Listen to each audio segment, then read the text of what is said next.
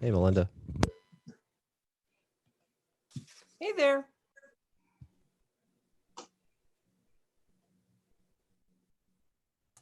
I was thinking about speaking and then I changed my mind.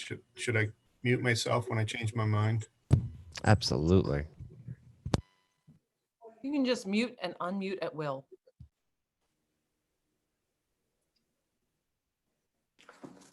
Okay, I believe we are live at this point. So I can stop sharing my screen or I can leave this up for now, however you wish to proceed.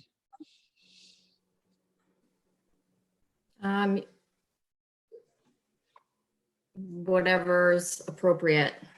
You can take it down if you want. Okay. We're gonna need the flag pretty soon, Jay. Oh, right. Oh, man.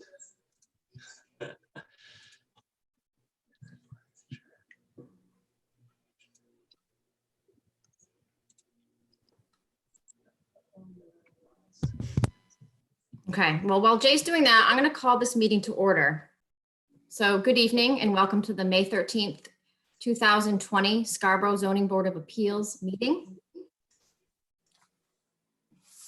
First, I want to acknowledge that this evening is a meeting that is virtual. We are using Zoom. People can access this meeting by going to the Zoning Board of Appeals webpage found on the Town of Scarborough website under the Town and Government Boards and Committees tab. And then there is also a YouTube link, I think on the town website when it comes to the calendar, that can link you to it as well.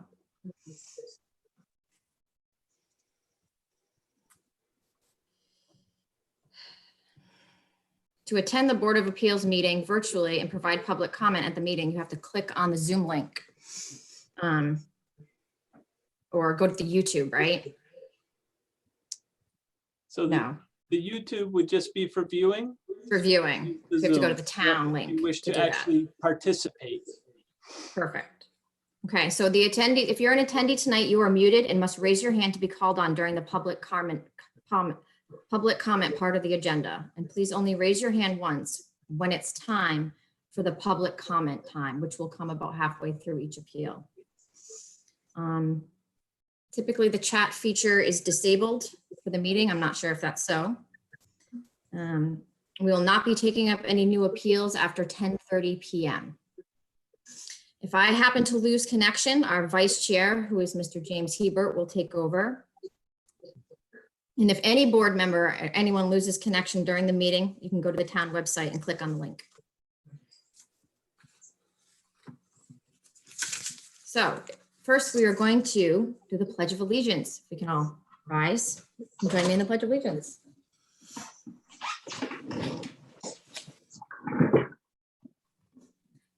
I pledge allegiance To to the flag flag of the United States of United America, States of America, to the republic which is and which stands one And- nation, under under God, civil indivisible, with liberty and justice for all.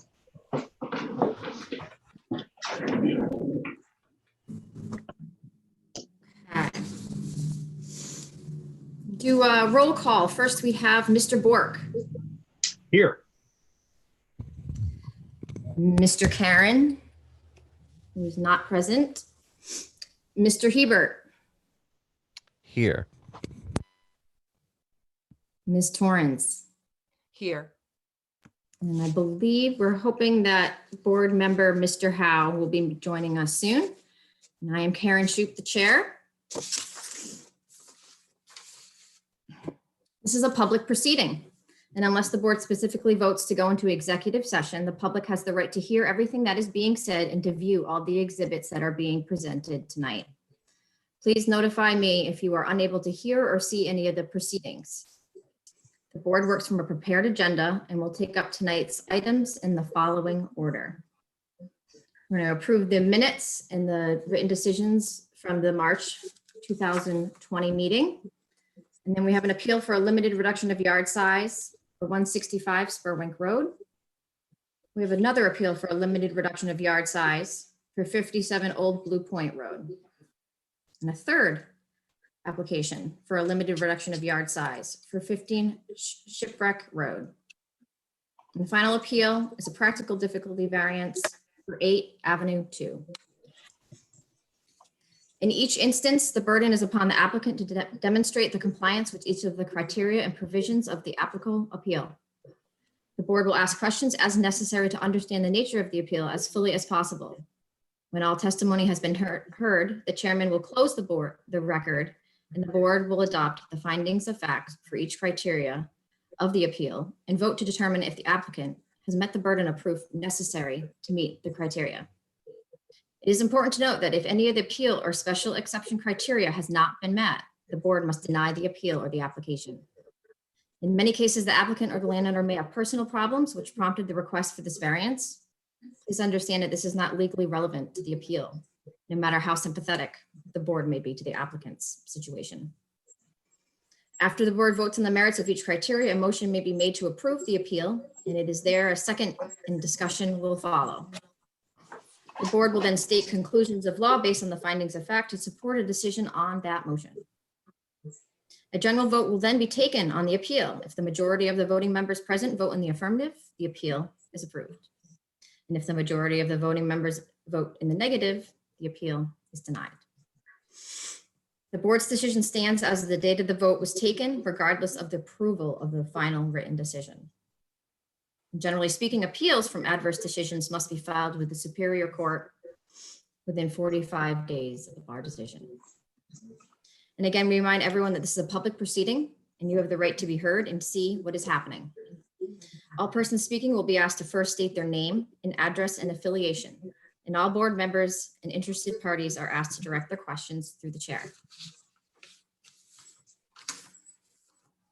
So first we have the approval of the minutes from the March 11th, 2020 meeting. I don't know if any board members have any changes or found any problems with it. If you could just raise your hand like this if you do, otherwise we'll go through and vote on it. So I guess we'll take just a motion to approve, if someone wants to make a motion to approve the minutes. Madam Chair, a motion to approve the minutes for the meeting on March 11th, 2020. And I think, Mr. Hebert, we're going to revert to you to second in the most cases because Mr. Karen's not here. Sure. I second. Okay, so now all in favor, I'll go through. Mr. Bork, Yes. Mr. Hebert, Yes. Ms. Torrens. Yes. It looks like Mr. Howe has joined. We'll see if he can get his video up. And Karen, I can vote you yes. hear I can't, Chip. We're just trying to approve the minutes from the March 11th, 2020 meeting.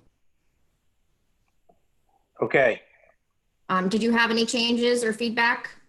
no, Okay, and do you approve the minutes? yes, Yes, okay. And I approve as well, so those are approved. But second, we have the approval of the draft written decision for the Scarborough Fishing Game at 79 Holmes Road. Again, if you guys just want to raise your hand if you have any feedback or if you found any problems or any issues. Otherwise, I'll go, do we have a motion?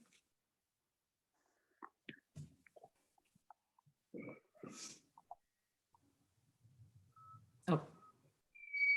Dave, you're muted. You're muted, Dave. Thank you. I know, I just unmuted myself, so.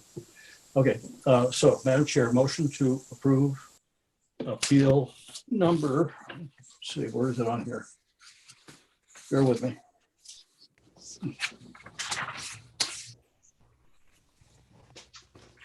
Well, it's for the Scarborough Fish and Game Association. 2681. Thank you very much. Second. Okay. Mr. Bork.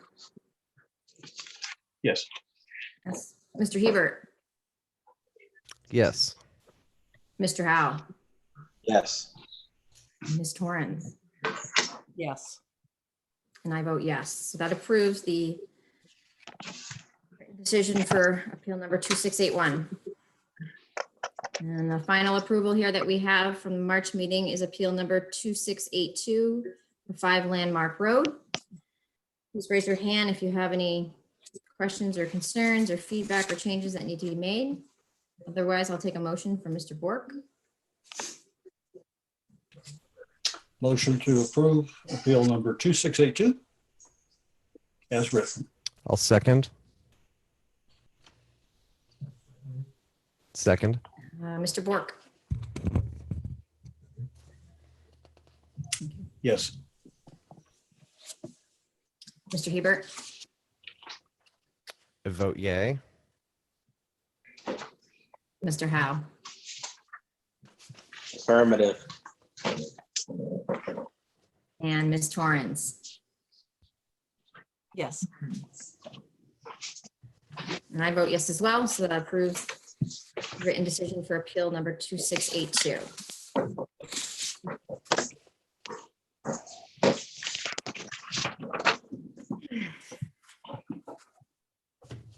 Okay. So the first appeal that we have tonight, and the theme of the evening, is the limited reduction of yard size, which is appeal number 2683, which is for property located at 165 Spurwink Road, owned by Julie Tupper and Steve Gifford. What I'm going to do first is ask the long staff from the town, please give us a quick little background on this appeal.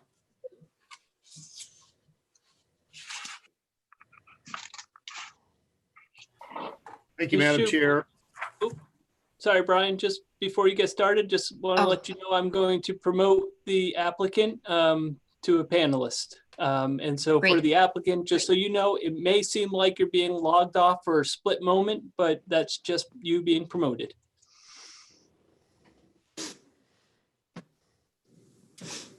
Okay, so while she's coming on, this is a limited reduction of yard size variance for a single family dwelling, basically trying to add a ramp and covered canopy landing on the front entrance of the house. It is the proper vehicle for this type of appeal. The house was built in 1969, so it is eligible for this limited reduction of yard size variance. The board only needs to find and decide rather on all of the criteria in section 5B5 of the Scarborough zoning ordinance. The variance is really just for a 7.83 feet of relief from the required 50-foot front yard setback.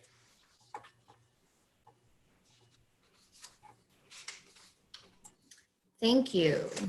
So I'm not seeing an applicant in our, Yeah, I'm Mhm. having some trouble promoting her. Brian, could you stop sharing your screen for a moment? I'm just curious if that might, for some reason, have something to do with this. I'm clicking it and then it's telling me that she will be rejoining the webinar as a panelist, and yet it doesn't seem to be happening. Oh, there we go. I think we finally had success. That's something.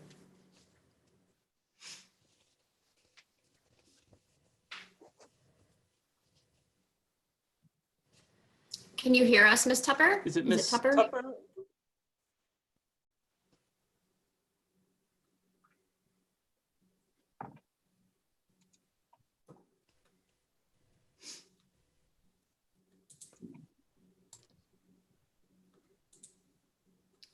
Mm, She's not muted. Oh, she's, yeah. She chatted that she's here, but we can't hear you, Ms. Tupper, and we can't see you. Jay, perhaps it might be wise if she just calls in. That's exactly what I was just about thinking myself. So I'm gonna pull up the phone number that I can send along. So bear with me a moment. Hmm. These are the Yeah, she did joys. say she did call in.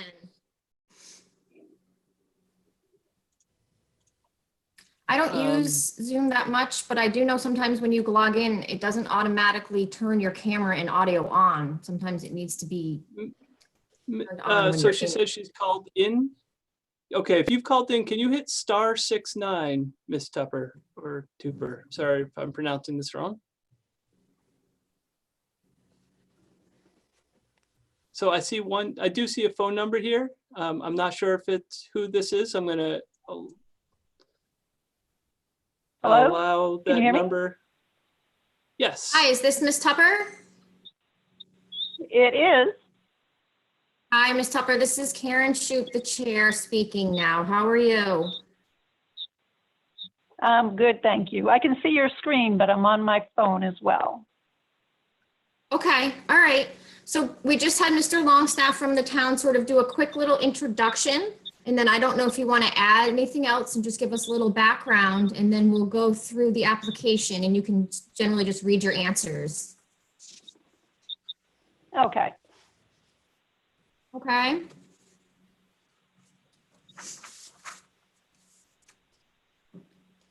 Did you want to add anything to what Mr. Longstaff said, or would you like to start on the application? We can start the application. I think he did a nice job summing it up. Great, okay.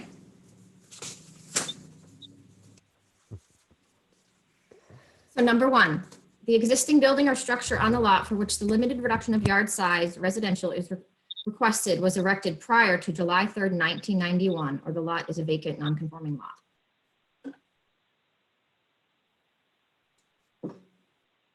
Correct. And now, go ahead. I'm not sure what it is you want me to answer. You can read, actually, if you want to just read in the answers that you wrote on your application, that's fine. Oh, okay. Hang on one second. Let me see if I can get to those. Sure. Okay, so the project description. You want me to read each one of these? So what we're doing Correct. right now is going through the criteria on the application. I just read number one. If you want to read your answer. Under Oh, Part C okay. of the application. I see. Under C1. Correct, yeah. Okay, yep. The house was built in 1969. Okay, thank you. Number two, the requested reduction is reasonably necessary to permit the owner or occupant of the property to use and enjoy the property in essentially the same manner as other similar properties are utilized in the zoning district. Yes, there are other properties fairly close by who have added accessible ramps, and also many other neighbors have protected front entrances. Right. Number three, due to the physical features of the lot and or location of the existing structures on the lot, it would not be practical to construct the proposed expansion, enlargement, or new structure in conformance with the currently applicable yard size requirements. Yes, the house is set back 50 feet 2 inches at the right corner and 51 feet 5 inches at the left corner from the street. The property, to properly protect front entrance of house and add handicap accessible ramp, the addition is needed. Note, ramp will be wood frame set on packed earth, will not be incorporating sonotubes or structural concrete structure at that particular location. Okay. Number four, the impacts and effects of the enlargement, expansion, or new building or structure on the existing uses in the neighborhood will not be substantially different from or greater than the impacts and effects of a building or structure which conforms to the yard size requirements. Overhang at front of the house, there would not be an impact to neighbors as it doesn't obstruct their sight lines for points of travel in or out of their driveways or enjoyment of their property. Yeah. And number 5, the applicant has not commenced construction of the enlargement, expansion, building or structure for which the limited reduction in yard size is requesting.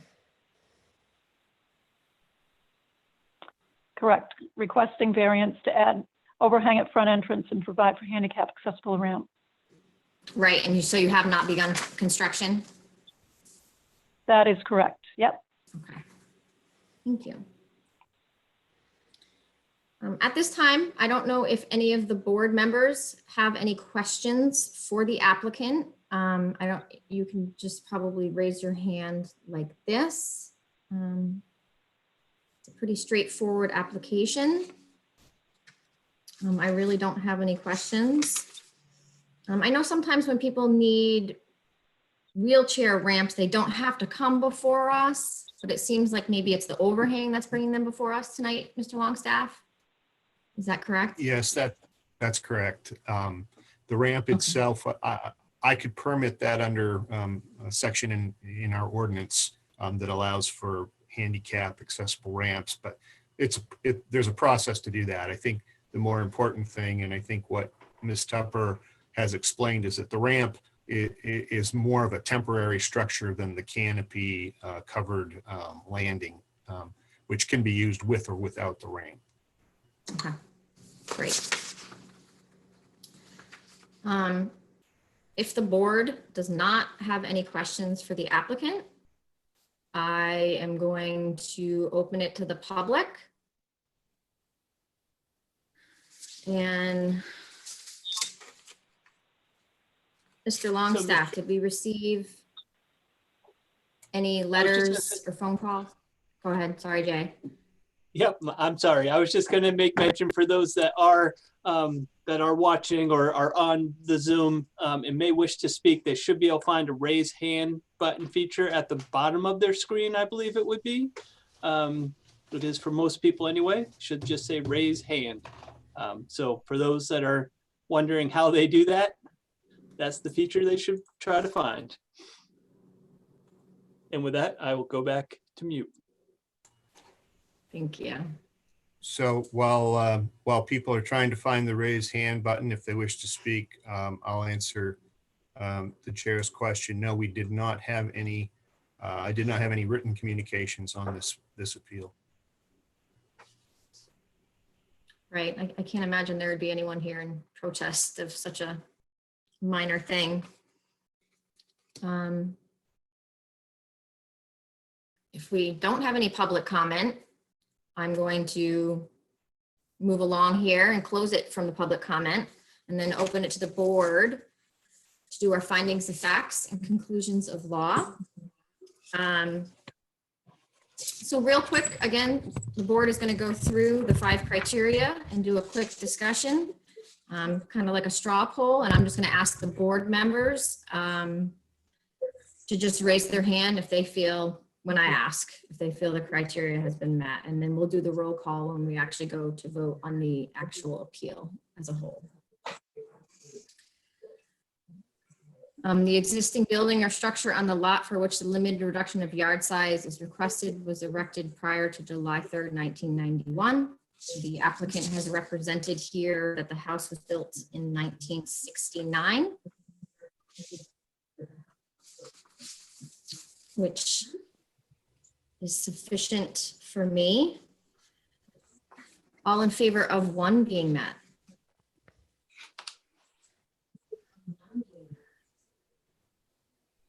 So I'm going to ask the board to raise their hand if they feel that the criteria for number 1 has been met.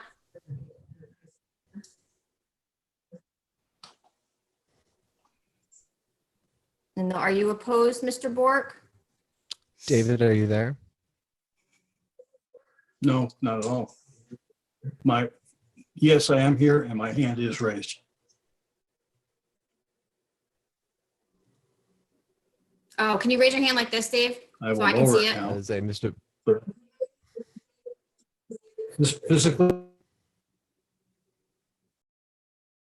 Physically. Yeah, we're talking physically showing Yeah, your I'm not hand in looking front at of the the chat camera thing. just so that we can see very quickly. Because this isn't like a roll call or anything, it's just, okay. So we all feel that criteria number 1 has been met. Number 2, the requested reduction is reasonably necessary to permit the owner or occupant of the property to use and enjoy the property in essentially the same manner as others similar properties are utilized in the zoning district.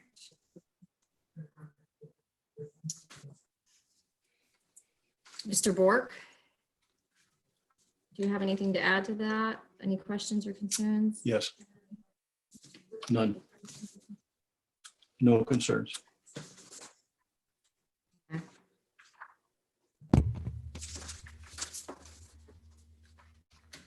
Mr. Hebert? I think a covered entrance in this kind of situation, in this location is very similar to other properties in the area, and any kind of installation that they're going to put this is going to be very similar and allow them to enjoy the home in essentially the same manner as other homes nearby. And everybody else has other covered entrance, also an ADA access ramp.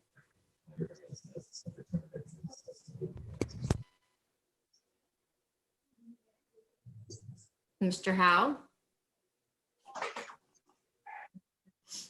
Nothing to add.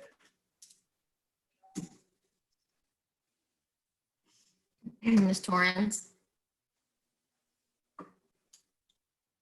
Yeah, I think it's perfectly reasonable that they would want a covered ramp, given the climate of Maine. So I think this is a very practical reason for doing this. Yep, I agree. I feel like the board members sort of touched on the issues here. I mean, we live in Maine, so I think most people want to be able to protect their entrance from all the weather and all the elements that we face. All in favor of criteria number 2 being met? Just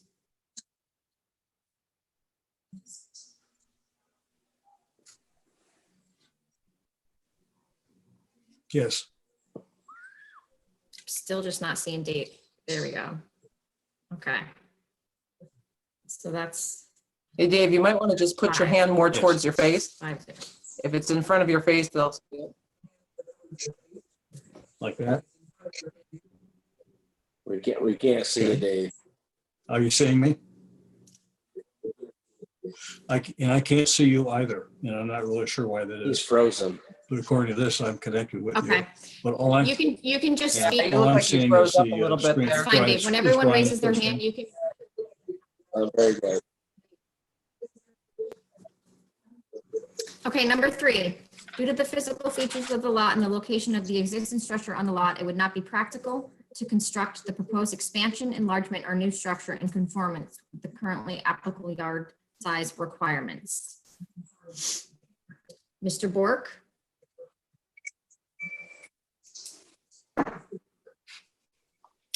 Nothing to add.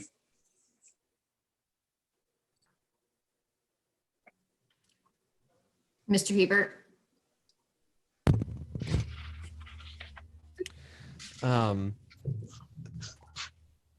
Because the existing structure, the front side of it is only 50 feet from the front property line. There's no real way for them to construct this covered entrance without going into the front setback. And again, we've already established with number 2 that having this isn't really in violation of other folks enjoying it in the same manner. Also, they indicated that it's just going to be a wood frame set on the ground. There's not going to be any sonotubes or structural concrete, making it a really set in place permanent structure. So I think that that also, due to the physical features of the lot, is the best way for them to go about doing this. Thank you. Mr. Howe? Madam Chair, Yes. excuse me, Madam Chair, just to clarify, it was the ramp that was not going to have any concrete or structural supports. The canopy shown on the detail here on your screen clearly does have that. The front entrance does, the ramp itself doesn't, Okay. just to clarify. Okay. Clarifying what Mr. Hebert just said. Thank you. Thank you, Brian. Mr. Howe, did you have anything to contribute? I have no issues. Ms. Torrance? I think regarding whether there's any other logical place to put this, I don't think there is any reasonable alternative. I think it should be in the front yard and be appropriately accessed from the driveway. So I think this is the best alternative. Right. I feel the board touched on the issues that would make this pass. All in favor of 3 being met? Yes. All right, that's 5-0. Number 4, the impact and effects of the enlargement, expansion, or new building or structure on the existing uses in the neighborhood will not be substantially different from or greater than the impact and effects of a building or structure which conforms to the yard size requirements. Mr. Bork? Agreed. I have no comments. Mr. Hebert? We've discussed this is the most logical location for this to be on the property.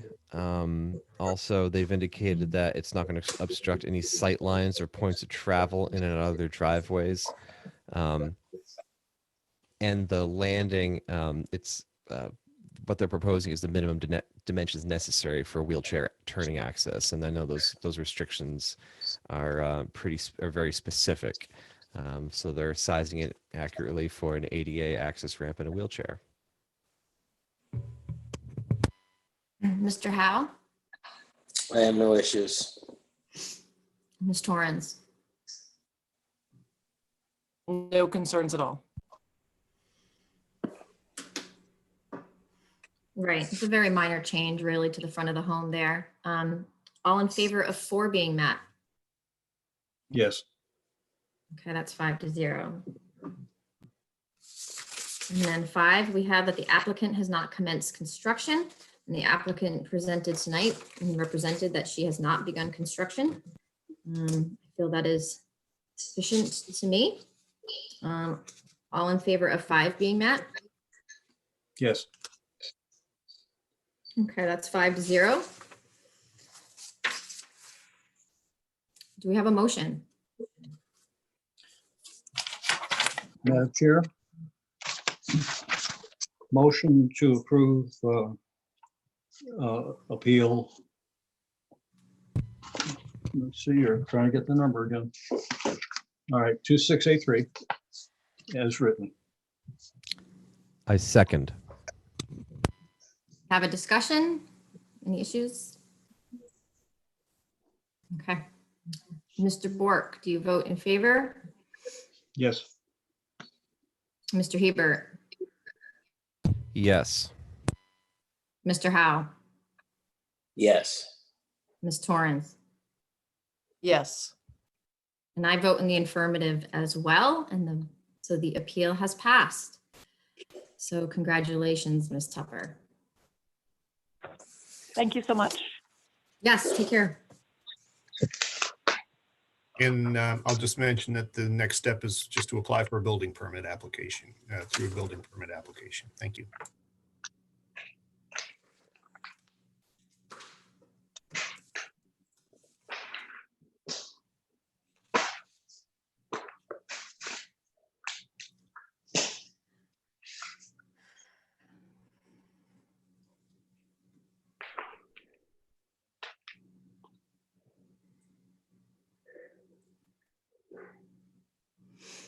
I guess we'll let Jay get the, Promote the next person, Mr. Gallant, I believe it is. that's right. So the next application that we have is appeal number 2684, which is a limited reduction of yard size appeal by William Gallant at 57 Old Blue Point Road.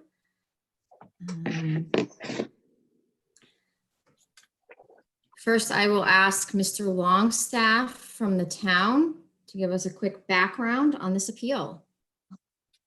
Thank you, Madam Chair. Again, another limited reduction of yard size variance. The appellant owns a single-family dwelling built in 1977, so it is eligible under the limited reduction of yard size criteria.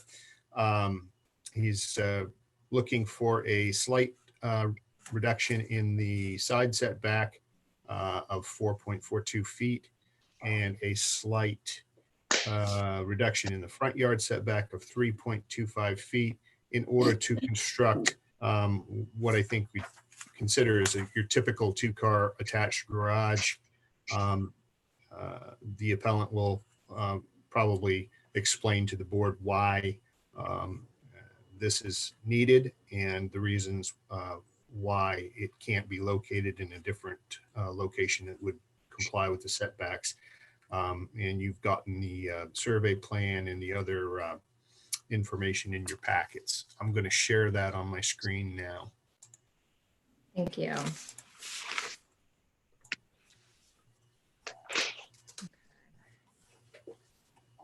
Thank you, Mr. Longstaff. Good evening, is it Mr. Gallant? Gallant, but that's fine. Gallant? Hi. Good evening, Mr. Gallant. And welcome. Would you like to add a little bit more about what Mr. Longstaff just said about what your appeal is this evening? Yeah, just a bit. First of all, I've been involved in quite a few Zoom meetings lately, and I compliment anyone who runs one of them. They are a challenge. I've worked pretty closely with Mr. Longstaff in trying to develop a plan that would be the least impact, if you will, on setback issues, and modified it several times using our architect. And I think this is a pretty appropriate approach. So from there, I guess we could go to the application. Great. Okay, so as you just saw, we'll go through the criteria here, and then you can just kind of read your answers in and elaborate as you please. Sure. So number one, we have the existing building or structure on the lot for which the limited reduction of yard size residential is requested were erected prior to July 3rd, 1991. Correct. My record said 76. I think Brian just said 77, but my wife and I had this home built for us in 76. Okay. Number two, the requested reduction is reasonably necessary to permit the owner or occupant of the property to use and enjoy the property in essentially the same manner as other similar properties are utilized in the zoning district. Yes, in 2019, if you're looking at that page 1 diagram, we were permitted to convert the existing garage into an ADU for our son, who has some mental handicap issues. And that went very well. Initially, we had hoped to do it as all one phase, and like most of us today, finances didn't quite let us do that. So over the winter, my wife and I, who are basically 7 years old, realized once again how wonderful it is to have a car inside in Maine's winter. So the ADU construction was 2019, necessitating us finding a new location. We feel this is the best location with the most curb appeal, if you will, and the least impact on our neighbors.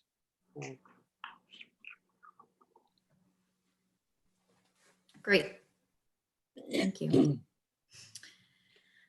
Number three, due to the physical features of the lot and or location of the existing structures on the lot, it would not be practical to construct the proposed expansion, enlargement, or new structure in conformance with the currently applicable yard size requirements.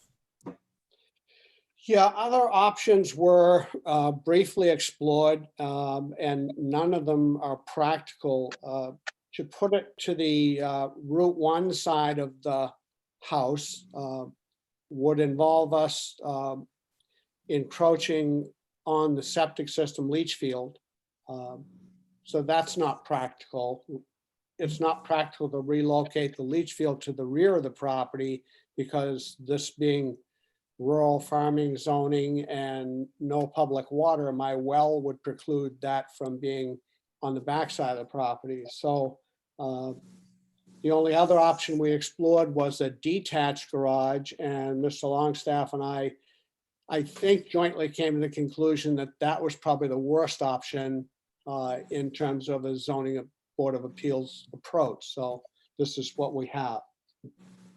Right. Number 4, the impacts and effects of the enlargement, expansion, or new building or structure on the existing uses in the neighborhood will not be substantially different from or greater than the impacts and effects of a building or structure which conforms to the yard size requirements. Yeah, well, again, we built this in 76 and this area of Scarborough has radically changed aesthetically in the last 10 to 15 years. And I think actually this structure improves the curb appeal of this property. The only potential impact is on my neighbor to the ocean side, the Dobbs property. And I think there's a letter on file from them stating that they have no objection. And in fact, they feel it may improve their property because it'll going to block headlights coming down the street and setting off their security cameras. We did get a letter from them.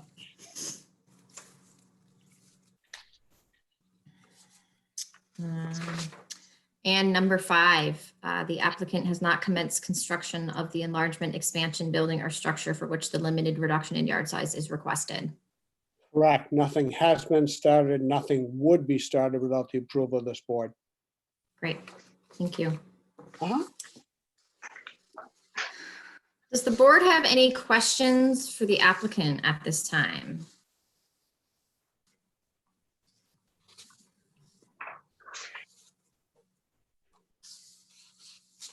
It seems pretty straightforward. A lot of our I have a applicants question. typically work pretty well.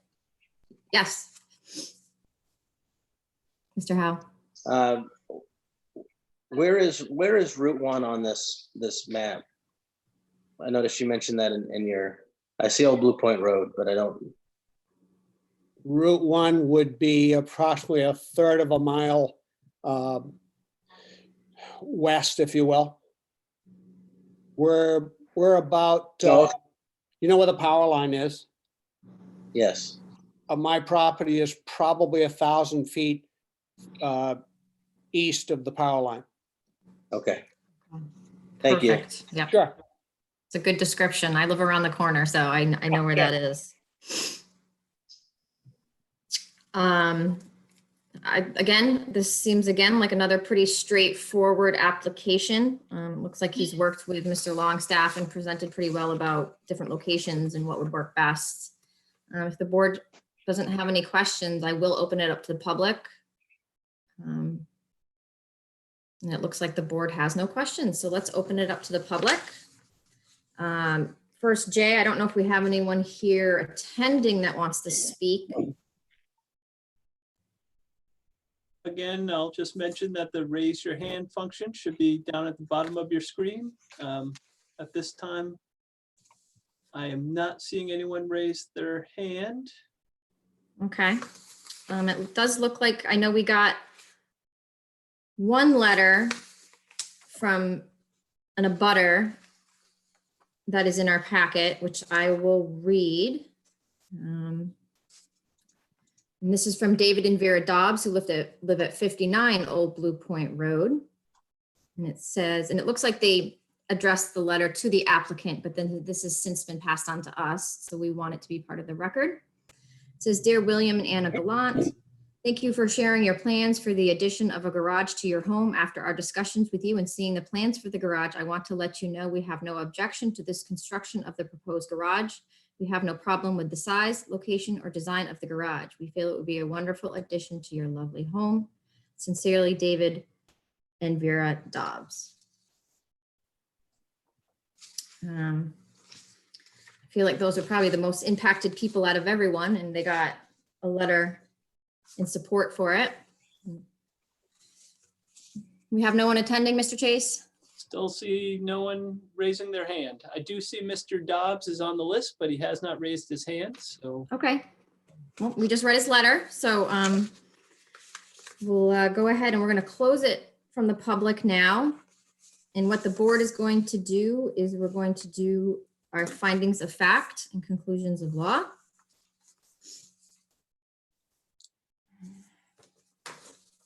So, number 1, the existing building or structure on the lot for which the limited reduction of yard size requested was erected prior to July 3rd, 1991.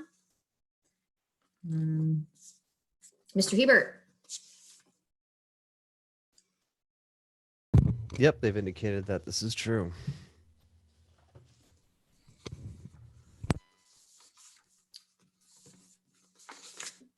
Yeah, okay.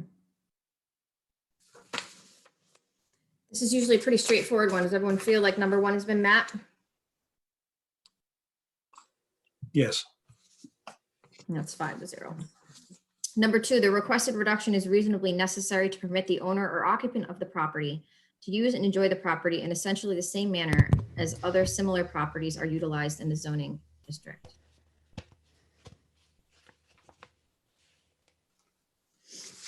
Mr. Hebert.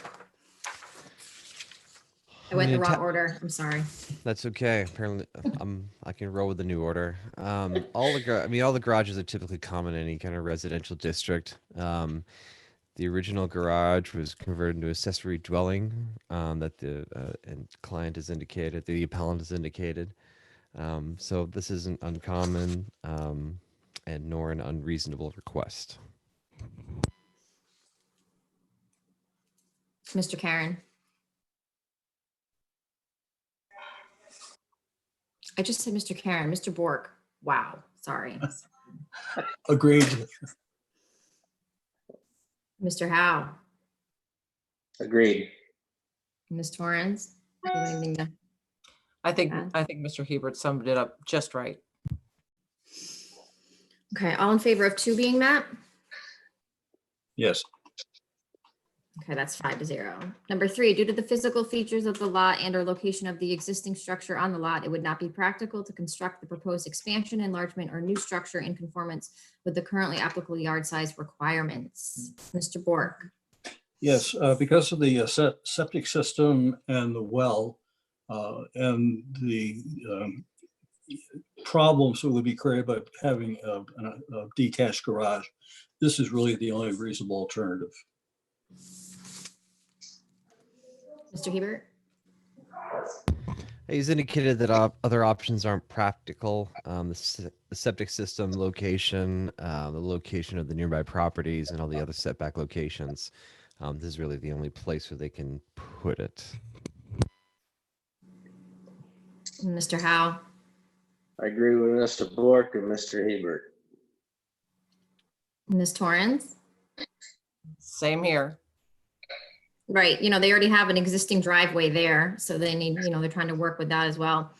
All in favor of three being met? Yes. That's 5-0. Four, the impact and effects of the enlargement, expansion, or new building or structure on existing uses in the neighborhood will not be substantially different from or greater than the impacts and effects of a building or structure which conforms to the yard size requirements. Mr. Bork. Really no impact. If anything, it improves the property. Mr. Hebert. I agree. The impact that this structure being constructed in this particular location is very minimal. And as the applicant has already stated, they've conferred with the neighbor, and the neighbor sees a benefit and value to their home adjacent to them. So it's sort of a win-win here. Mr. Howe. I think it's a good design. I think it's going to add to the property value and fit perfectly. Ms. Torrens. I agree with everything that's been said so far. Okay, all in favor of four being met? Yes. And that's 5-0. Number five, the applicant has not commenced construction on the enlargement, expansion, building, or structure for which a limited reduction in yard size is requested. The applicant has presented tonight that he has not begun construction. All in favor of five being met? Yes. And that's 5-0. Do I have a motion to approve? Yes, Madam Chair, motion to approve appeal number 2684. I will second. And I open it to discussion to the board. Otherwise, I'll go through and vote. Mr. Bork, Yes. Mr. Hebert, Yes. Mr. Howe, Yes. Ms. Torrance, Yes. and I vote yes as well. And the appeal is approved. Good luck, Mr. Gallant. Thank you all very much. Appreciate your help. We'll move us, get together with Mr. Longstaff again soon, I'm sure. Thank you. You're welcome. Thank you.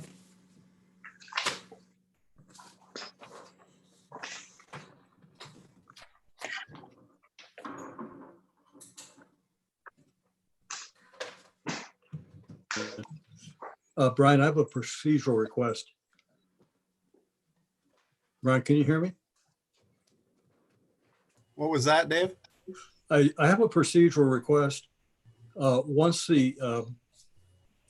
we're getting ready for voting and discussions and so forth, is it possible for you to remove what you're projecting onto the screen because we can't see each other?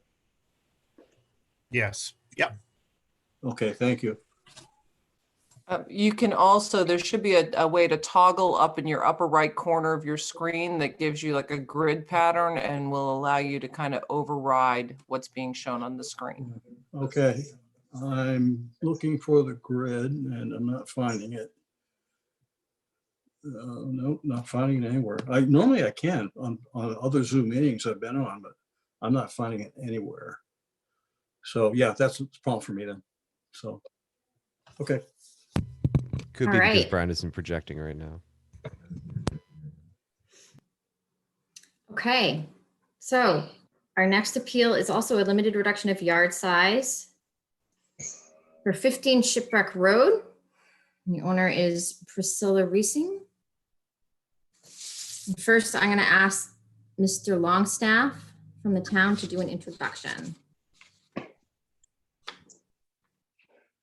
Thank you, Madam Chair. Yes, this is a limited reduction of yard size variance for 15 Shipwreck Road. The cottage was built in 1946, according to assessor's records. It is one of those lucky properties in Higgins Beach that has everything going against it other than the ocean view. It's in the shoreline zone overlay. It's completely within 75 feet of the highest annual tide line. It's in the special flood hazard area. It's in the frontal dune, and it's in the erosion hazard area. So options are very limited to do any kind of expansion on this structure. However, a vertical expansion is one of the few options that is allowed. Under shoreline zoning, it must be done in a way that does not increase the volume by more than 30% of what existed as of January 1, 1989. In any expansion of the footprint is pretty much prohibited unless it occurs over an already developed part of the lot, such as a driveway or someplace that isn't currently vegetated, or that isn't currently vegetated. So their whole hope here is that, and as you probably noticed in your packets, they provided some photographs which were helpful. The roof is oriented so that the ridge line is parallel to Shipwreck Road now. They would like to remove the roof, reframe some of the wall area and the roof so that the ridge line is perpendicular to Shipwreck Road. That will allow them to have a greater headroom in the upstairs. And again, I would point to the photographs, which I will have up on the screen and share with you momentarily, but you have those in your packets. And you can see how limited the headroom is in the second story of the dwelling. So they're really just trying to make that second story more usable, not so much of a hazard to taller people, and just make it more functional for them. And in doing so, I will mention that, as I did in my staff comments, their approach is first to seek approval from the board to change that roof line and expand the structure vertically, and then we'll go through the Higgins Beach Character Code design standards and those kinds of reviews at a later date. Sometimes you see that the applicant has already done that. Other times it's really 6 of one, half dozen of another. And this approach makes sense to me perfectly. They don't want to spend a lot of money on an architect if they know the board's not going to approve this vertical expansion. So with that, I'll leave it up to the applicant to further answer any of your questions. Thank you.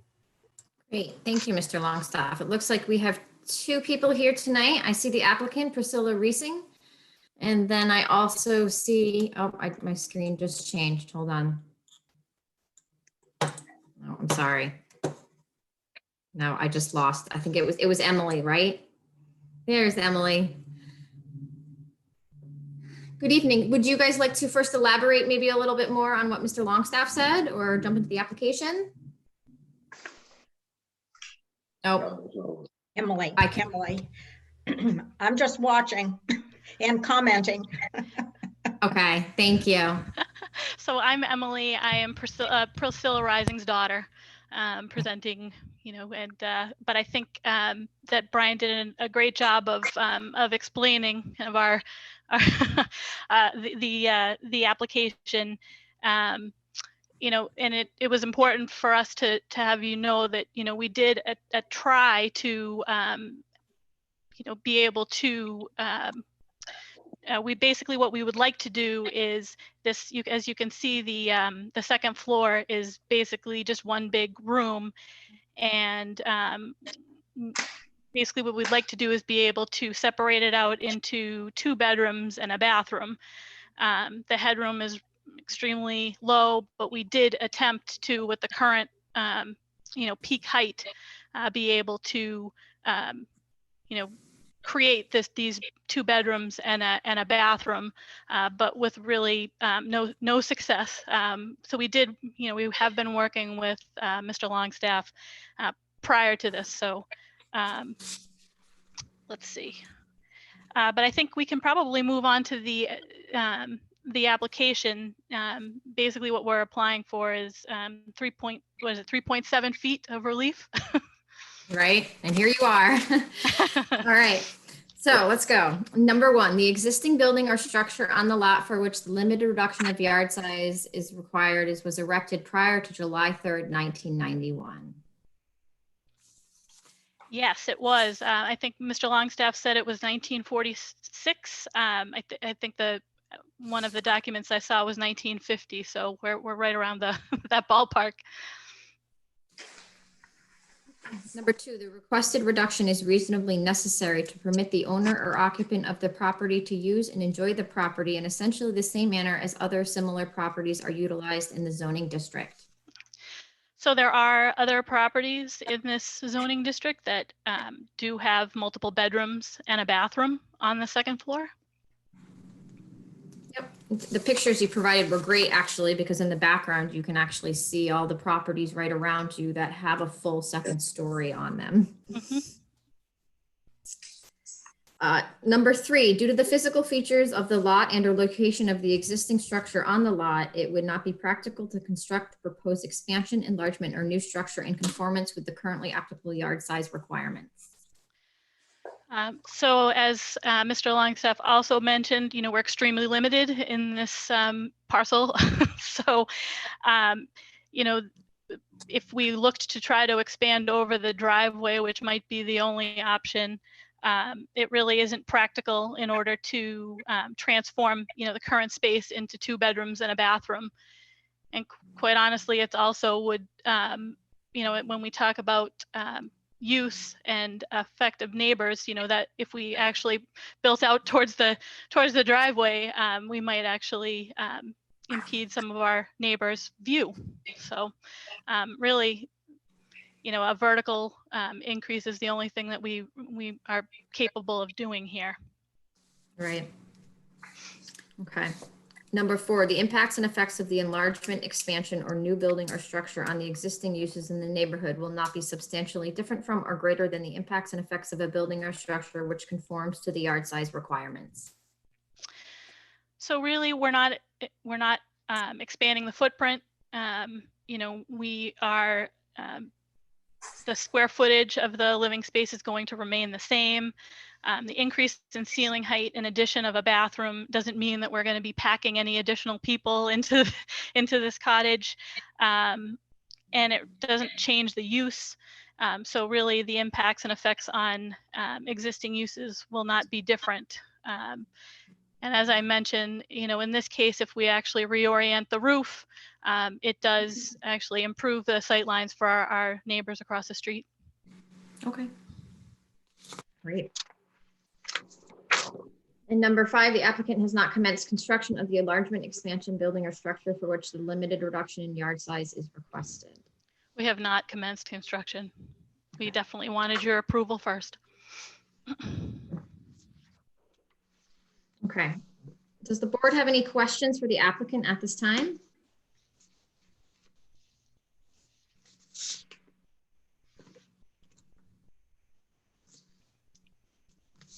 I guess it's pretty straightforward. I know a lot of people down by the beach are trying to use as much of the land they can, any way possible that they can. What we'll do now is we'll open it up to the public and see if there is anyone here tonight that wants to speak for or against. Mr. Longstaff, did we receive any letters or emails or phone calls on this application? Madam Chair, I did not receive any written communications other than a few questions from some of the neighbors by email, basically just asking for some clarification on a few points, but no written comments that were requested to be read into the record. Okay. And I am not seeing any hands up at this point. Okay. And I will close the hearing to the public, and now the board will do their findings of facts and conclusions of law. And so we will go through the criteria and discuss them. Number 1, the existing building or structure on the lot for which the limited reduction of yard size was requested was erected prior to July 3rd, 1991. I think, again, our understanding is the assessor records indicate the dwelling was built in 1946, and then the applicant was saying maybe 1950. But I think either way, we can see that that was built before 1991. All in favor of 1 being met? And that's 5-0. Number 2, the requested reduction is reasonably necessary to permit the owner or occupant of the property to use and enjoy the property in essentially the same manner as other similar properties are utilized in the zoning district. Mr. Bork.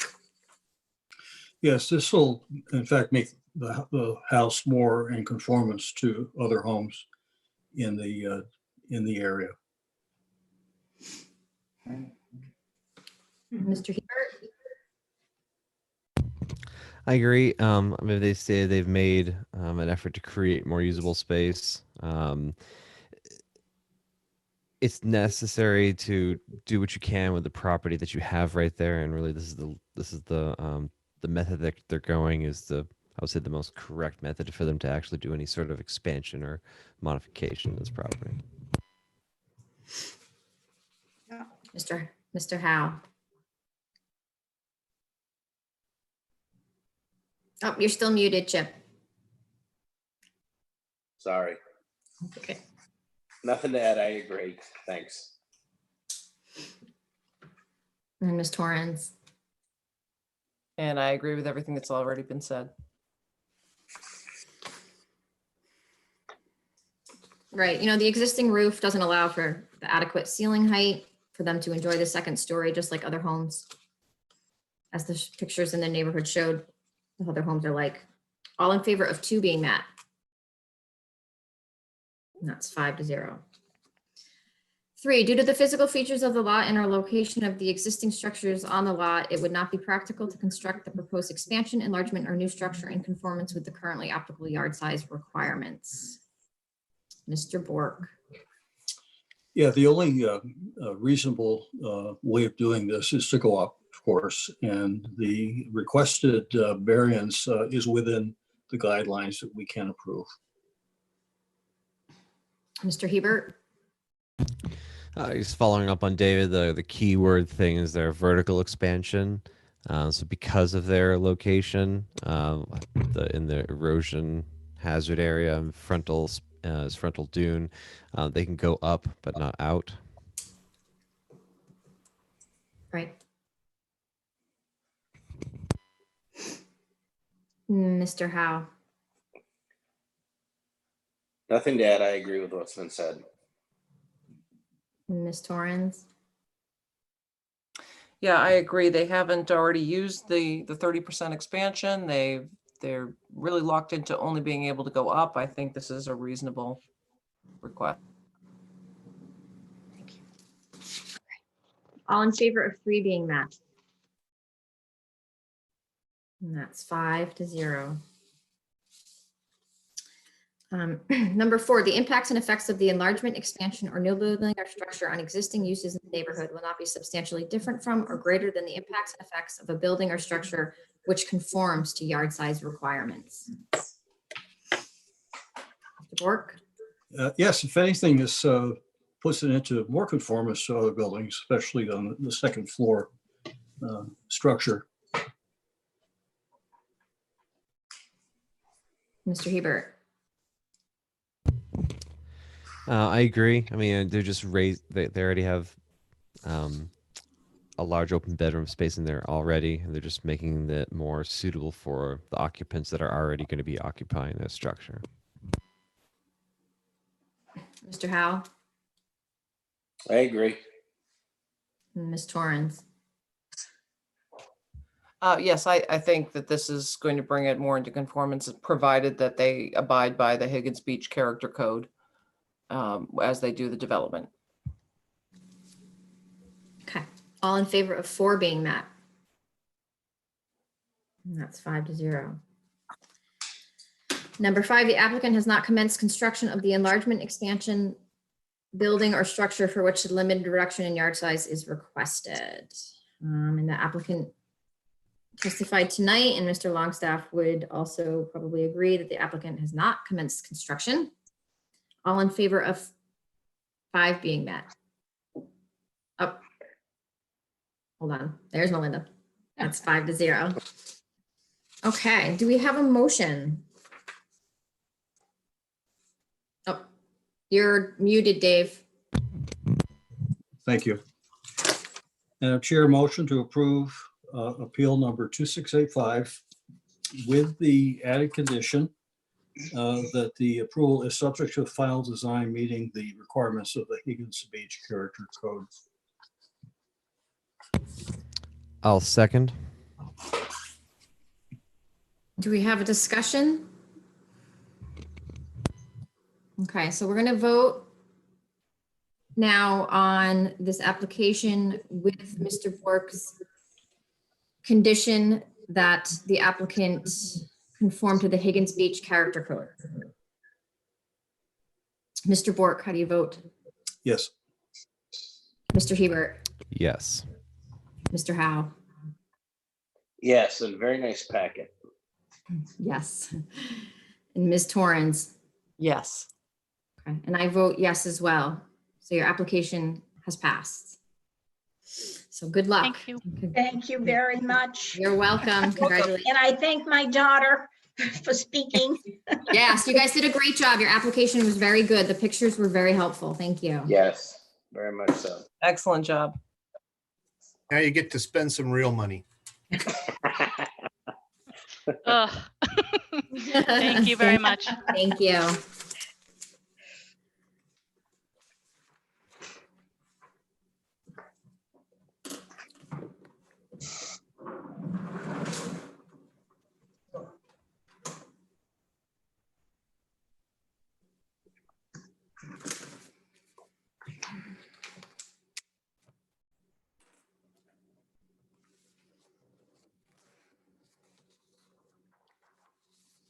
Okay, we have one more appeal tonight, which is the practical difficulty variance appeal by Nathan and Jody Bryce for the property located at 8 Avenue 2.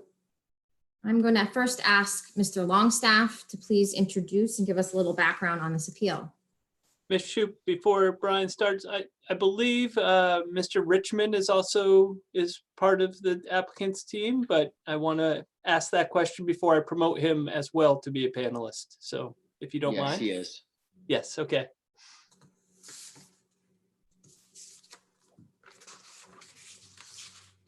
Back to you, Brian.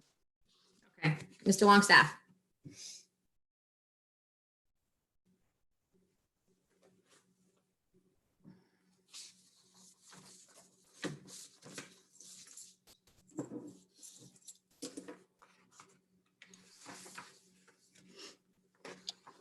Sorry, just a second. Just give me a second. I want to Fine. bring up the drawings on the map. I'm going to mute myself again and I'll let you know.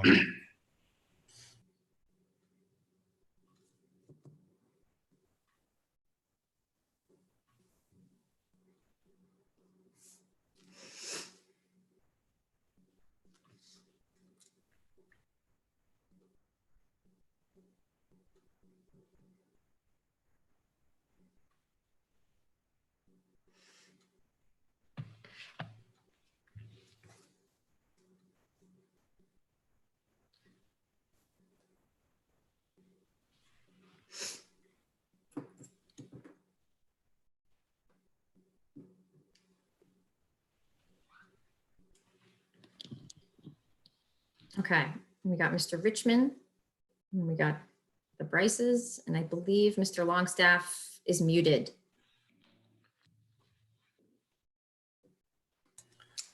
Okay, sorry about that. I just needed to load the documents. I didn't have enough room on my screen to have all of those up, so I had to load those ones separately.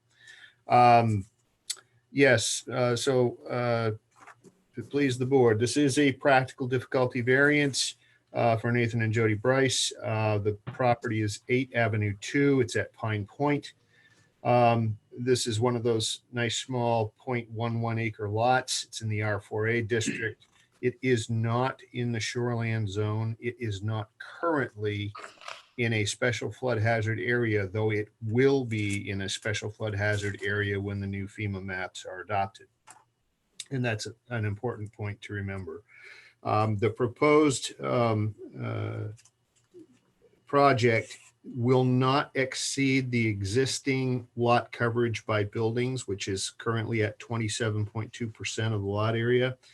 There are 2 separate buildings which the applicant is proposing to remove and replace with 1 single family dwelling. One of the major points I think that the applicant will make is that they're trying to be respectful of not only their desire, but the neighborhood's desire for them to preserve 2 very mature sugar maple trees, somewhere in the neighborhood of 55 to 60 years old, and which could live to be well over 200 years old and then some. So they're trying to be very respectful of that, since it's one of the very few mature trees in the area. They also, of course, are inhibited, as many properties are, by the side setbacks, very narrow lots. And I'm sure Mr. Richmond will explain in detail what they are trying to do. And of course, this is a practical difficulty variance, not a reduction of yard size variance. So the tests are a little bit tougher to meet, and I believe the applicant has provided the board with a lot of information to consider in making their decision. And with that, I'll turn it over to Mr. Richmond. Thanks, Mr. Longstaff. We did receive the very thorough application that you guys did and that Mr. Richmond did. If you want to give a brief synopsis, you don't need to go through the whole packet per se. I know the board has reviewed all of it, and then we can go through the criteria. Yep, absolutely. Just a quick sound check. Can you hear me? We can. Thank you very much. Good evening, Mike Richmond, Custom Concepts Architects right here in Scarborough. Just first, guys, I just want to take a second and thank the town and everybody involved for moving these forwards, these types of meetings virtually. It's just a great way for us to keep things moving. So thank you. Nate and Jody are joining us here, and I know they just wanted to say a very brief hello, if that's okay. Great. Absolutely. Hi, I'm Jody Bryce. Thanks for having us. This is exciting. Nate and I were actually both born and raised in Scarborough, Maine, and we have incredibly fond memories of Pine Point, which is exactly why we bought a property there, and we're hoping to make our way back there and share those memories with our kids. Awesome. Thank you. She said it a lot better than I can say, but I just wanted to, obviously with everything going on, really appreciate you all taking the time to review our proposal. Except, Jody said this is a very, very special place to us. We grew up there, and hopefully we'll be back there at some point. Well, we all live here and love it, so we would agree with you there. Yes. Mr. Richmond. All right, thank you. So, Madam Chair, I appreciate the chance to talk here, and I know these types of applications aren't easy, but a quick couple minute synopsis of I think will help. Basically, when I first met them and toured the property, we talked about renovations and additions. My job in my field is always to say, is there a way we can use what we have rather than replacement? Really did not seem practical for a few reasons. One, which Brian pointed out, this area is subject to the new floodplains, which is several feet higher than this current structure. So when we looked at raising it up, it's on an old cinder block foundation. There's no frost protection. It's an old tired cottage that was really never meant to be anything other than a cottage. So once we realized that replacement rather than renovation was really the best option, my first thing is to always look at the setbacks. We had a nice, good survey, some very good information to work with.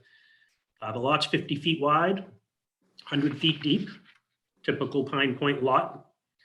The front setback is 30, the rear setback is 15, and the sides are 15 feet or even a little bit more, depending on the height of the building. So it basically leaves us with a building envelope to fit a 20-foot wide structure, 50-foot long. Now, I will admit it, I have and can, and I've done homes to fit within that space, no problem. But there were three main reasons we didn't want to pursue this. Number one, as Brian mentioned, there are two beautiful maple trees there. And when I was out at the property one day measuring things, I had my little clipboard, my camera, and I kind of looked like one of those guys. I mean, one of the neighbors came right up and asked me, what are you doing, sir? What are you doing? And when I explained that, we're looking to redevelop the property somehow, the first things were, please don't get rid of those trees. Second thing, the narrow building window, it really would force us to design a really tall, thin structure. And again, you can do it.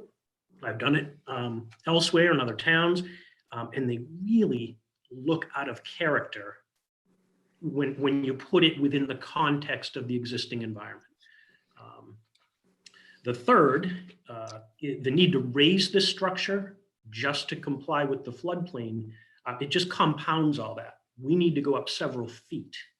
So all it would do is make this tall, narrow structure even taller and more narrow for us to get above that. So then we really looked at different designs. We had L-shaped designs, and I was in and out of Brian's office a few times brainstorming with him, but mostly to save the trees and to not build something that was really out of character. We had a plan going for a while that we were going to come to the board and request a reduction of yard size, just like you've done a few times tonight. Problem with that is it left us a very small backyard. It created a really large front yard that seemed way out of place compared to the neighborhood. And most important, the trees would have to go. So for all these reasons, we bring this current design to you for consideration. A few quick points about this, and I'm almost done, I promise.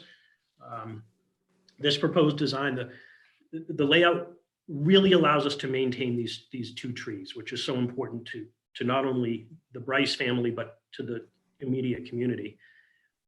The proposed deck off the back of the house, we would even cantilever part of that off the side to avoid any conflict with the root structure of the trees. This new design would be in compliance with the new flood regulations that we know are coming. This structure, this is important, this would actually comply with the 30-foot height restriction rather than 35 feet. There are structures in the area that probably reach the 35 feet. I didn't measure them, but from my photography, they look tall. This would comply with the 30-foot. So it's not as tall as we could go. We're purposely trying to keep it shorter. And this gambrel design, thank you, Brian, perfect timing. Upper left-hand corner, this four-pitched gambrel design. Not only is it a very beachy design that really fits on Pine Point, but it's also a way for us to minimize the height when viewed from the street. Obviously, a lot of this request is us to get closer to the street. So this is our effort to make it more comfortable and not feel like a big wall when you're walking down the road. So just as the discussion moves forward, I would just ask you to keep in mind that Nate and Jody are really trying to be good stewards and respectful to the environment. They want to comply with this floodplain, even though it's not adopted yet. We don't need to. They want to do it the right way. And they really want to save these beautiful trees that are really vital to that area. So basically, they really want their property to fit in rather than stand out. So with that, I'd answer any questions. I don't know if the board has any questions at the moment, but I mean, right now we'll what we'll do now is dive into the application. I'll read the questions and you can read your answers in and elaborate as needed. You may have already answered a lot of these questions, I feel. Number one, the need for the variance is due to the unique circumstances of the property and not to the general condition in the neighborhood. Yes, I believe it truly is. Madam Chair, do you want me to read my responses that I wrote down, or is that overkill? It might be helpful because we're gonna adopt the finding of facts after. So I think if you kind of just pull out a couple of your important points there, it kind of focuses the board. Understood. So I believe, yes, it is. The long building envelope, as well as the location of the 2 trees adjacent to the building envelope, would require some type of relief from the standards, even if they are to expand and use their property similar to other homes in the area. While there are other lots on Pine Point with similar setback situations, I believe that the desire to save these 2 trees makes this property unique, and I would not consider it to be a general condition of the neighborhood. Number 2, the granting of the variance will not produce an undesirable change in the character of the neighborhood and will not have an unreasonably detrimental effect on either the use or fair market value of abutting properties. No, I don't believe it will. In fact, I believe that approving this request would allow us to avoid an undesirable change in the character simply by maintaining the pattern of the existing homes and cottages that are closer to the street. One of the aerial images, or a couple of the aerial images in my packet, will support that. I drew a sort of an ugly blue line showing the proximity of other cottages compared to the road and the Bryces compared to the road. I believe that approving this request and therefore allowing us to preserve the 2 large trees would avoid a detrimental effect on the use and market value of abutting properties. These trees bring great shade and natural beauty to the area, and I believe abutting properties will benefit if they are preserved. Thank you. Number 3, the practical difficulty is not the result of an action taken by the applicant or prior owner. No, it is not. The need for this relief is simply due to the geometry of an old lot in conjunction with the location of the 2 large trees that we wish to preserve. Number 4, no other feasible alternative is available to the applicant except a variance. Not that I have been able to find, sort of as given in my earlier description of the design process that brought us to this request. Yes, you did go through, I think, thoroughly before the different ideas that would not work. Number 5, the granting of a variance will result in bringing the applicant's property more nearly into conformance with surrounding properties. Yeah, I believe it will. This variance would allow us to have the house fit better into the fabric of the immediate surroundings as shown on the aerial images. It would also allow us to remove the existing garage, which is really oddly placed behind it right now, as well as the cottage, and allow for a nice backyard similar to a lot of other backyards in the area. Right. Thank you, Brian.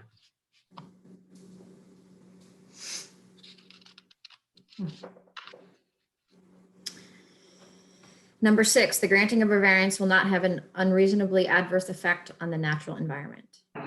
No, it will not. In fact, granting this variance would allow these beautiful trees to be preserved and therefore allow us to maintain the natural environment. Number 7, the property is not located in whole or in part within the shoreland zone. No, it is not.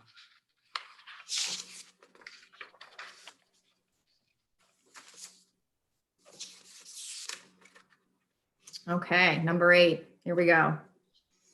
Please demonstrate how the strict application of the dimensional standards of this ordinance to the property for which a variance is sought would both preclude the use of the property that is permitted in the zone in which it is located and would also result in significant economic injury to the applicant.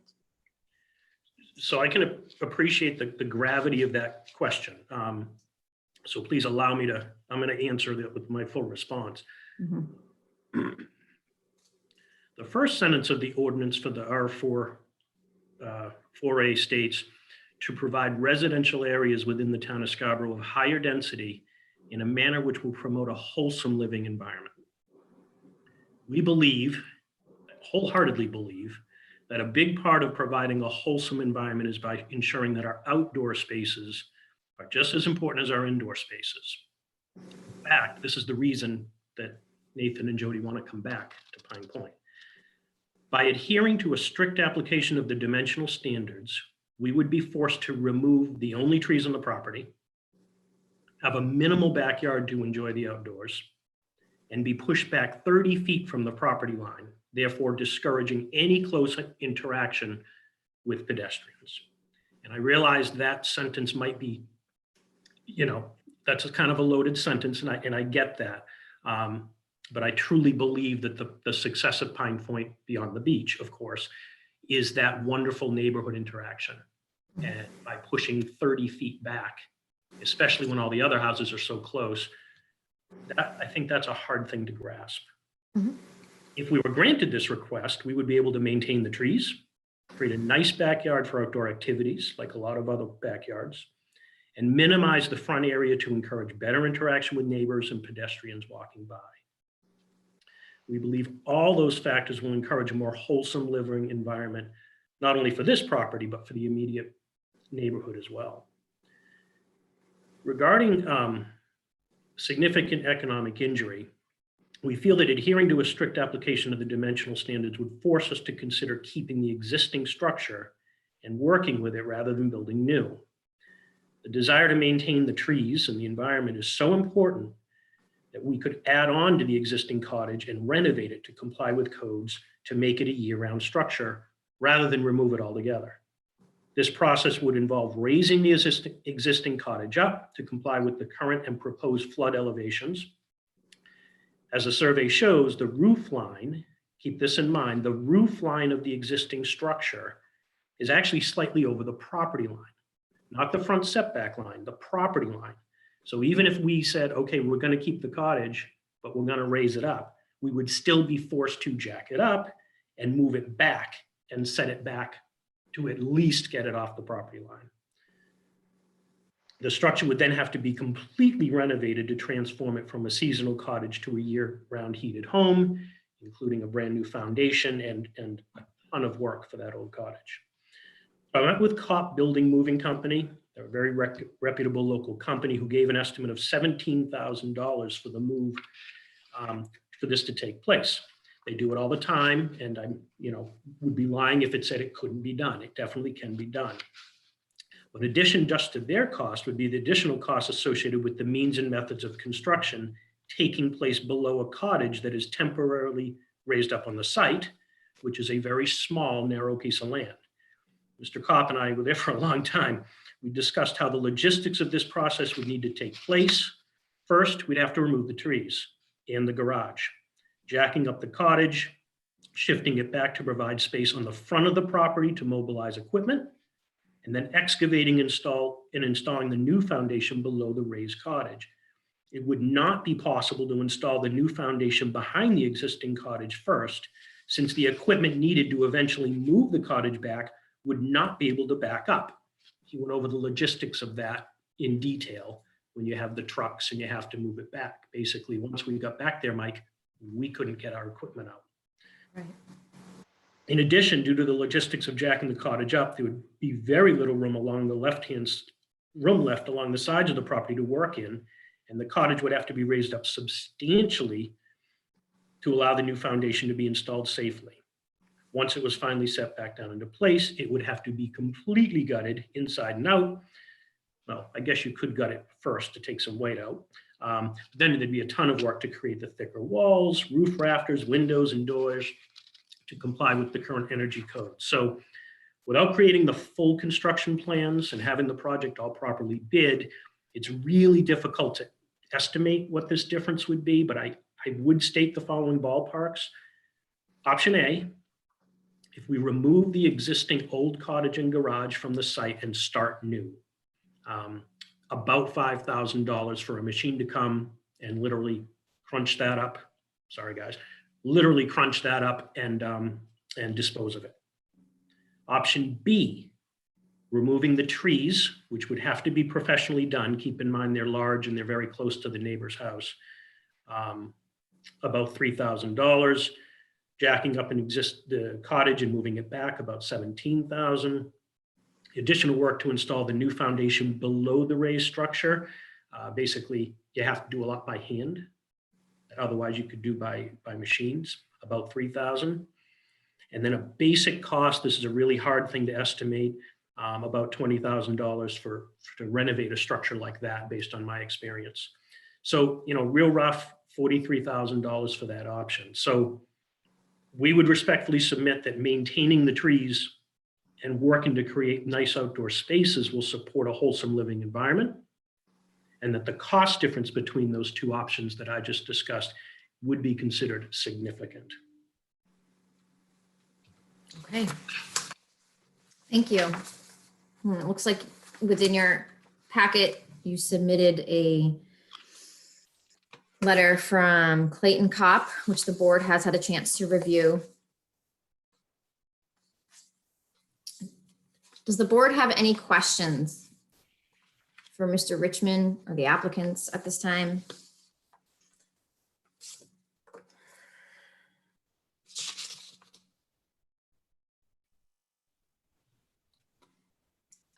I guess not.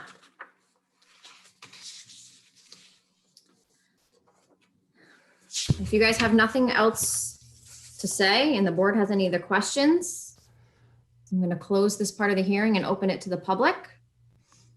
I don't know if there's anyone from the public attending the hearing that wants to speak tonight. In the meantime, while Mr. Chase is figuring out that, I'll ask Mr. Longstaff if we received letters or emails or phone calls on this application. One phone call I received from a neighbor, and forgive me, I forgot to write his name down, but he's at 6th Avenue 2. Just had yes, he just had a question on it, but he didn't provide any written comment. Okay. I am seeing that we have one attendee at this point, but they have not raised their hand to date. So I don't know that we have any public comment from that person. Okay. We can always open it back up if someone wants to figure out where the hand thing is, because I honestly didn't know where it was. I will let you know if I see that hand go up. Okay. So what I'm going to do now is I'm going to close the hearing to the public. And at this point, the board is going to discuss the application and go through the criteria and do our findings of facts and conclusions of law. I just want to remind the applicants and Mr. Richmond at this point, you guys do not speak. Okay. Number one, the need for the variance is due to the unique circumstances of the property and not to the general conditions in the neighborhood. Mr. Bork. Yes, definitely. The property is unique, and that's really why there's a need to come forward with this proposal. Mr. Hebert. I agree as to the nature of the existing property and how it was originally created.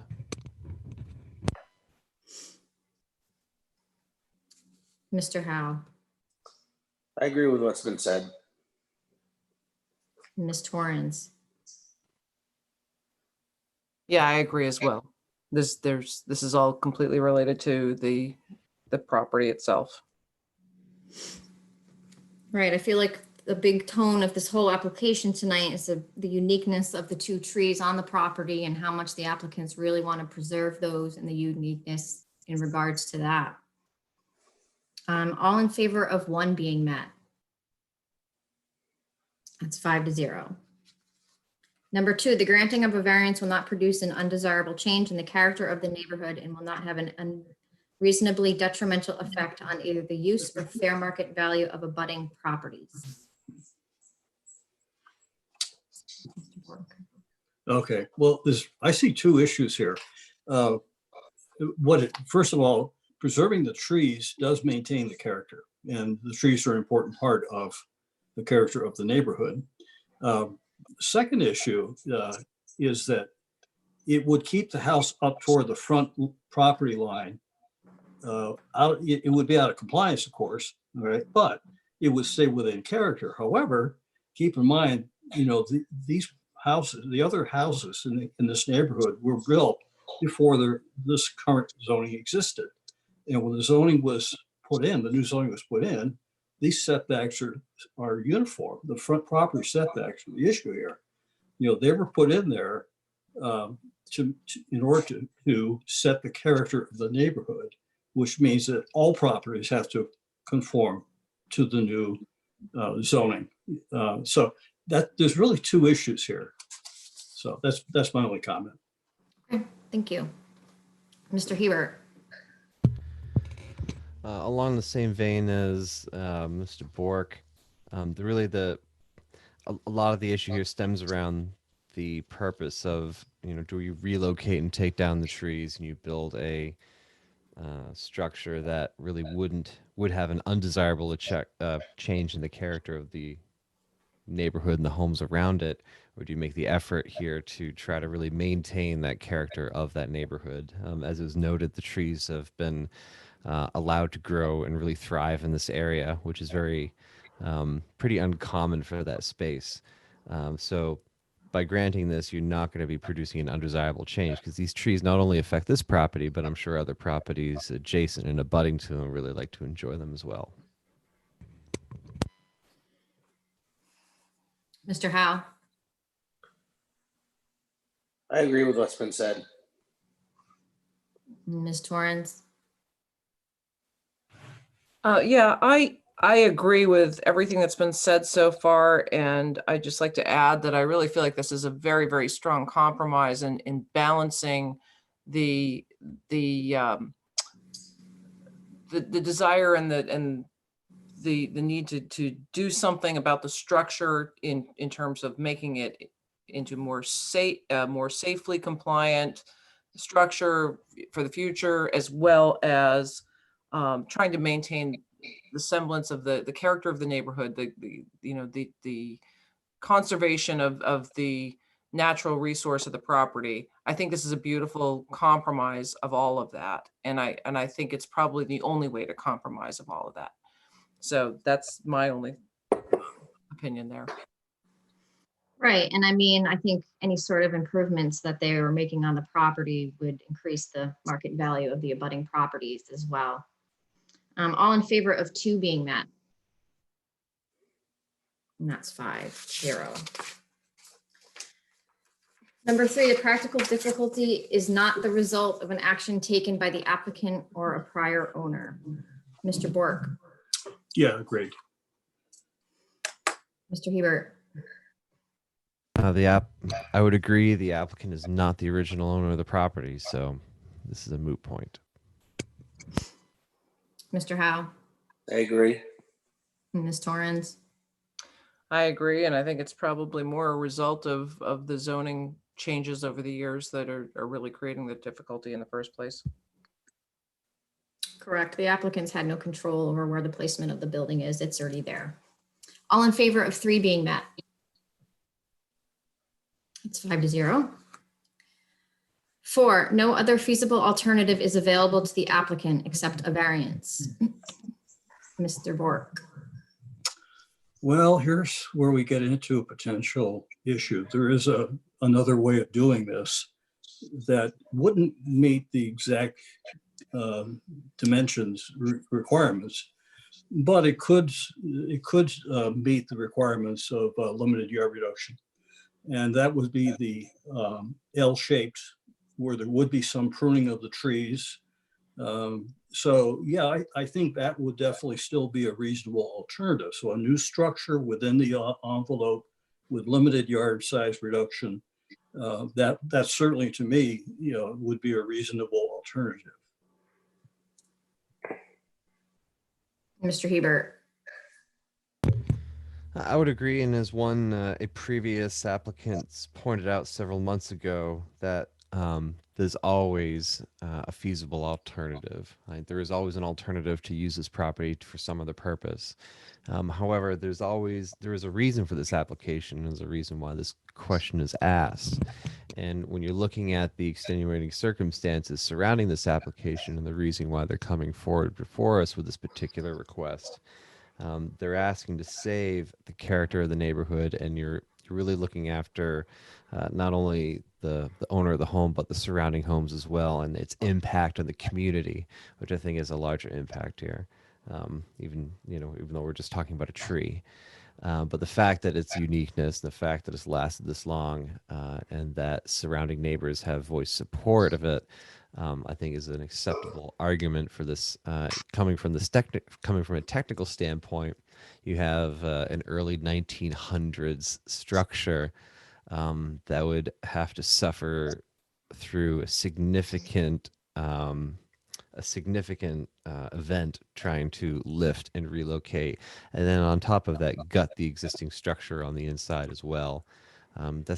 That's not necessarily feasible from. I mean, we don't like to discuss economic standpoints, but there's that's a personal consideration for the applicant that they have to consider.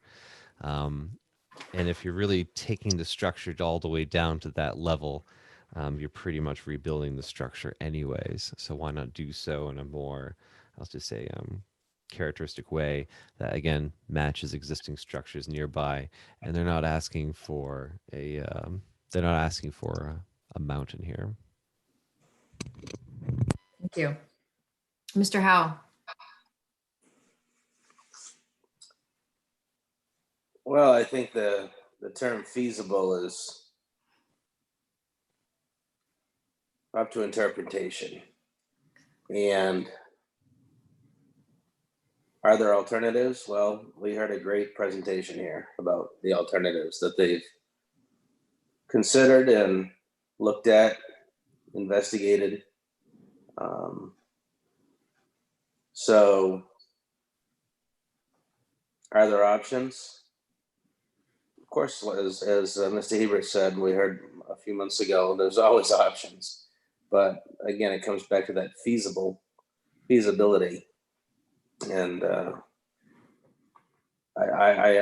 think the plans and the character of the plans are going to greatly improve this property and abutting properties over the other design. Thank you. Ms. Torrens. So to Mr. Howe's point, I think feasibility is somewhat subjective. And as the board knows, this is usually the hardest question for me to ever come to terms on. And this may be the one time that I am really on board with saying that this is the feasible alternative. I think that this is the only alternative that is the most conscientious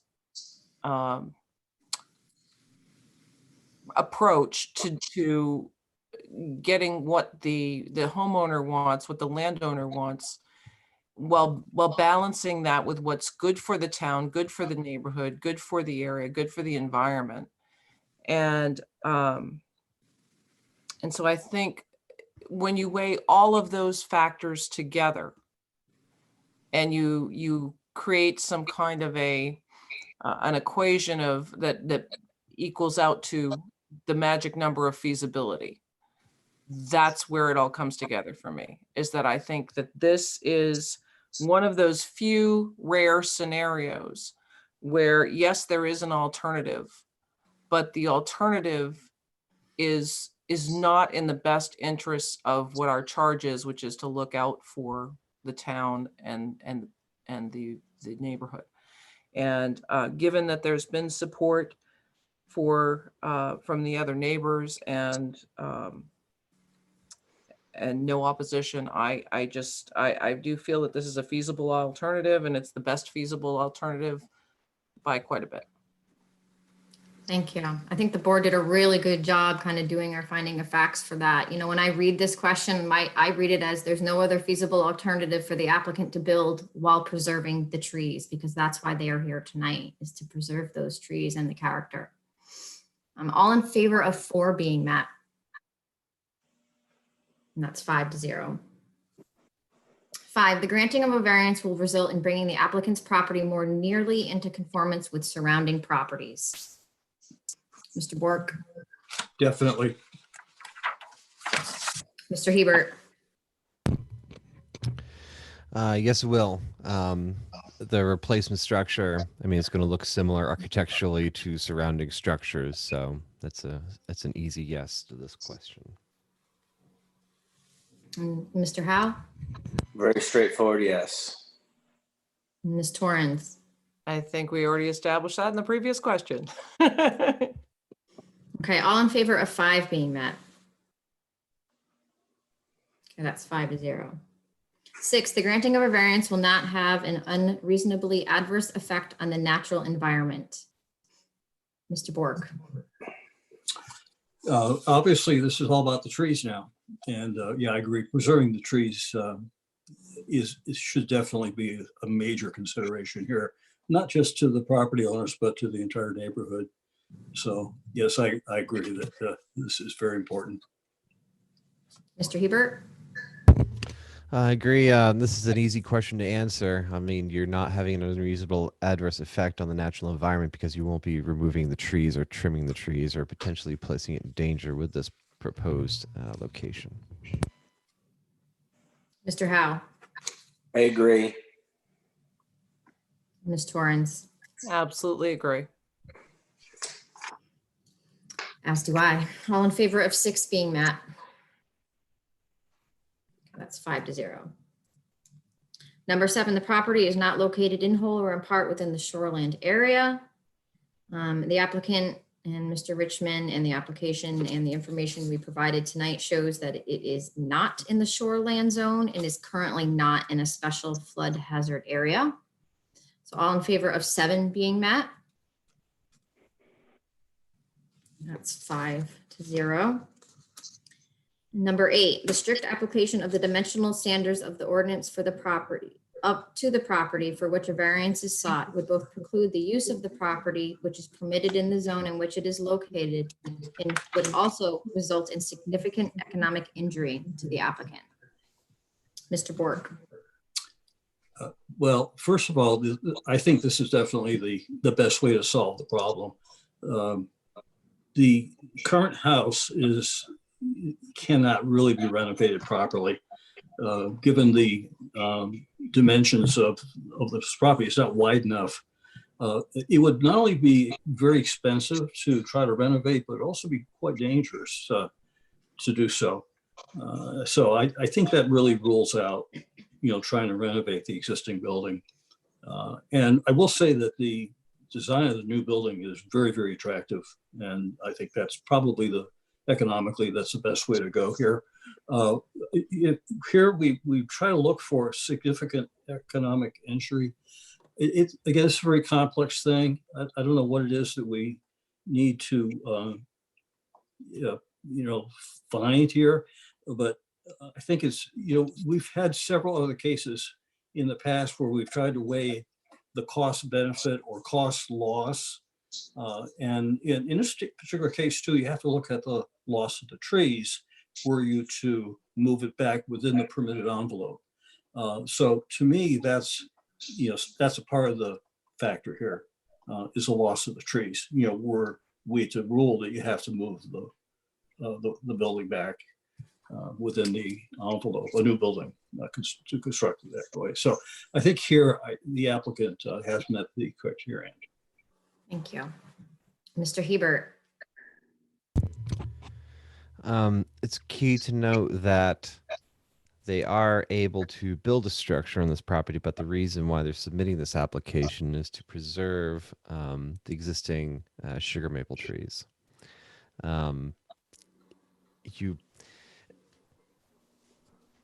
You can look at it from the standpoint of they can construct a structure, but still to maintain the trees, they would have to incur such an economic expense to basically tear down and reconstruct the existing 1900s building.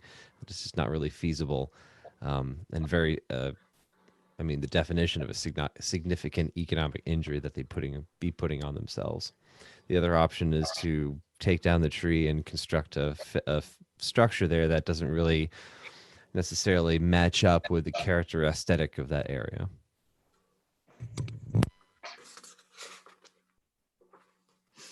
Mr. Howe. I completely agree with Mr. Hebert and Mr. Bork. Ms. Torrance. Well, I think beyond even just the significant economic injury and concerns about the trees and so on, there's also the practicality of trying to be able to, as they talked about, being able to put a foundation further back than where the house currently sits and still be able to get construction equipment in and out of that area in order to move the house. There's several different things that are at play here that both present an economic issue of that would be unreasonable economic expense and therefore injury to be able to do this in any other way. But there's also a very practical, like, can you even move it? Can you even do the slide puzzle where you dig the hole, you put the hole back there, you put the house over on it, you know, all of that stuff. How do you get the equipment back out? You do airlift it, you know? I mean, there gets to be a point where there just is no way to really do this. And, or if there is a way, it's going to be significantly expensive, much more expensive than what there is. So I believe that there would be a significant economic injury, even if this could be done. And there's a question of whether that could be done. Right. Okay. You know, I think the applicants did a very good application and they submitted, you know, reports and consulted with experts in regards to all the different avenues and issues that they were presented with the property that they have there. And I think they did a really good job at addressing this criteria. I'm all in favor of number 8 being met. And that's 5-0. Do I have a motion? Oh, you're muted, Dave. Madam Chair, motion to approve appeal number 2686. I second that motion. Okay, is there any discussion? Okay, let's vote. Mr. Bork, Yes. Mr. Hebert, Yes. Mr. Howe, Yes. Ms. Torrens, Yes. and I vote yes as well. So that's approval with 5-0. Congratulations. Thank you. Thank you. You're very welcome. I'm looking forward to seeing this. Yeah. Good luck. Come by anytime. Thank you, guys. Thank you very much.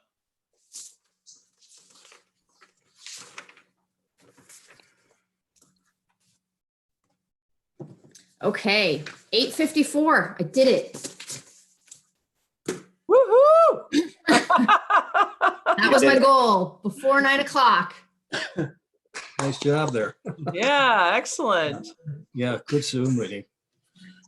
I think we should meet like this all the time. Oh, God, no. I actually like that I can see Brian's things a little bit better. You can see Brian's face in his reactions. Well, that's true for all of us, really. That's true. Normally Also, we're facing out. Well, Yeah, normally we can't tell anything. no. the rest of the internet sees us too because it's all on YouTube Live right now. Yeah. Oh, yeah. Well, I don't, let's see. I'm looking for my agenda. Was there anything else on it? No. Zoning board concerns or comments? Do we have anything? My only comment was I like meeting like this. Maybe it's just because I live in this world. Right? Madam Chair, Yes. just a reminder that we do have a vacancy on the board for the second alternate. We do, that's right. We do have a vacancy on the board. I did meet someone from Scarborough who was interested, but he did not submit his application yet. I mean, now's the time. If you guys know anyone who wants to hang out with us on a Wednesday. Yeah, I appreciate any Really are recruitment. I appreciate any recruitment efforts that the board can make. Yeah, definitely. We can do it.